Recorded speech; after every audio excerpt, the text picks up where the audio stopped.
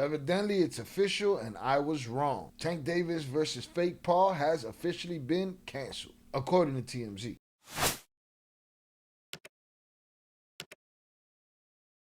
Jake Paul versus Gervonta Davis fight scrapped after investigation into Tank lawsuit allegations. What's an investigation into lawsuit allegations? All of that shit sounds like it don't make no sense together. You did an investigation, what? Of what they were accusing him of what they were alleging? Well, that's what a lawsuit is. They're allegations. What did you do to investigate them? You read the list of things that you already knew when you booked this fight? Or this was something new that happened? And then that affected the fight. That's a different story, but we'll see. Jake Paul versus Tank Davis is no more. Most Valuable Promotions just announced the November 15 boxing match has been canceled, just days after Gervonta was accused of assaulting a woman at a strip club. MVP, which launched an investigation last week into the allegations made against Davis in the lawsuit filed in Florida, released a statement on Monday saying it worked closely with all parties to navigate this situation responsibly. I think somebody just wanted a way out of this fight. And I don't mean because of the fight. I mean because of maybe, who knows, money, business, whatever. MVP CEO Nakisa Badarian said the plan is for Paul to still get in the ring for Netflix before the end of 2025. It just won't be against Davis. Yeah, he got to complete that contract. With the event rapidly approaching, Paul's team was reportedly trying like hell to find a replacement for Davis. And Francis Ngannou told TMZ Sports he got a call during the search but had zero interest.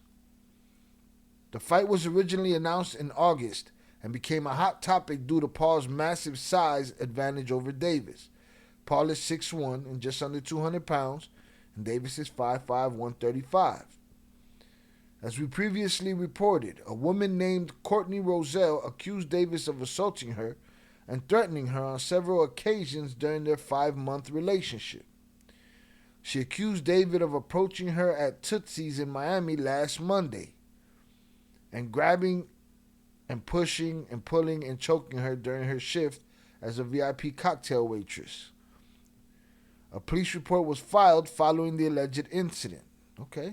2 days ago, MVP revealed it launched its own investigation into the Davis allegations, saying, "At this time, we are gathering information and reviewing the details to ensure my decisions, to ensure any decision we make is thoroughly vetted." I don't know what investigation into allegations is. Oh, we investigated. There's a police report and allegations. Okay, well then, that's as far as your investigation goes. It was a dumb fight that shouldn't have been made to begin with. This is not boxing. This is spectacle. This is entertainment. This is not boxing. It's cringe every time Jake Paul sits around and says, "What I've done for boxing, what I've done for boxing." You've done nothing for boxing. You've done nothing for boxing. Celebrity boxing, you're the king. But as far as boxing, you've done nothing for the sport of boxing. This is just a strange situation. Again, I thought it was going to be smoke and mirrors. This just sounds like a way out of the fight. I didn't think that this would happen. I thought the talk would happen. Oh, there's allegations. This happened. He got a civil lawsuit. But I thought they would just go on with the fight. Now thinking about it and seeing that they canceled the fight, maybe they had no plans of that fight happening to begin with. Maybe they did with Gervonta what BKFC did with Frankie Edgar, where Frankie Edgar didn't even want the fight. And they pushed him to fight. They gave him an offer he couldn't refuse. He accepted the fight. And then they canceled his fight abruptly. Why? Because maybe they didn't want to pay him that money. Maybe they just wanted to use the name Frankie Edgar to push their fight night. I don't know. But this just seems like a shit show of a production from MVP. You guys knew the problems that he had before this fight was even booked. So I guess they didn't fight. I guess they didn't find a replacement soon enough. Let's see what Francis Ngannou has to say from scrolling the internet today. I feel like he felt disrespect. I read he felt disrespected by it all, by just being called in general to fight some kind of novelty fight like this.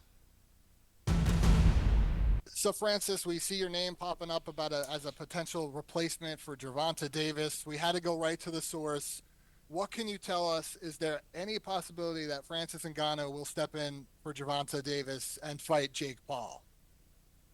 No, there's no such of thing happening. Basically, like how can they go from like Gervonta Davis to Francis Ngannou? Like, I mean, Gervonta Davis is a fantastic boxer, but and is a one shot knockout artist. But come on, like the weight different and everything, it make no sense. The Gervonta Davis, you count, you say, okay, the I think Francis should have took it. I think that would have been easy money for Francis. I think he shouldn't have felt disrespected. Let them make their own grave. You know what I'm saying? Let them dig their own grave. If they chose you, cool. Give them what they want. Catch you a big payday, and put an end to this shit. Because I do not see Jake Paul beating any legitimate heavyweights. size different can level up. But at this point, for me to, it make no sense. Did they reach out though? We see a bunch of names that are out there as potential opponents. Did Jake's team reach out to you and at least express to see if you were interested? Yes, Nikisa reached out the other day and tell me how they need a replacement for Givante. And after I listened, I wasn't getting it. Then I say, okay, what can I do for you? What exactly? He said, yeah, we're looking for a replacement, but I still haven't get it. I was like, okay, then what exactly can I do for you? Francis didn't think they was talking about him as the replacement. You the replacement, bro. That's what they wanted you. They want to throw you the check. He was like, yeah, can you, like, we think about you to fight Jake? I'm like, what? Say, we think about you to fight Jake to replace Javante. I'm like, who's Jake? Like, I was so confused, like, I wasn't expecting that at all. And he said, yeah, Jake Paul, he's fighting. And I'm like, no, bro. And he said, yeah, Jake Paul, he's fighting. And I'm like, no, bro, come on. Don't, don't, I mean, don't disrespect me like that. And then they even say like they even come out after and say, and what if the number are good? He sent out some number. I'm like, it's not about the number. If it was about the number, we could have started talk. I would have tell you, I'm not just interested. It make no sense for me. It's not my what I'm looking at right now. So there is no dollar amount. It's just Because whether you think Francis is a joke or not, Francis is a real fighter. Francis is a real fighter, and same as Anthony Joshua, same as Deontay Wilder, same as Tyson Fury. Jake fancies himself in that real fighter rare air, but Papa, you're the king of celebrity boxing. Shut your ass up. it's more the opponent. The fight makes no sense. They could offer you $100 million and you wouldn't be interested.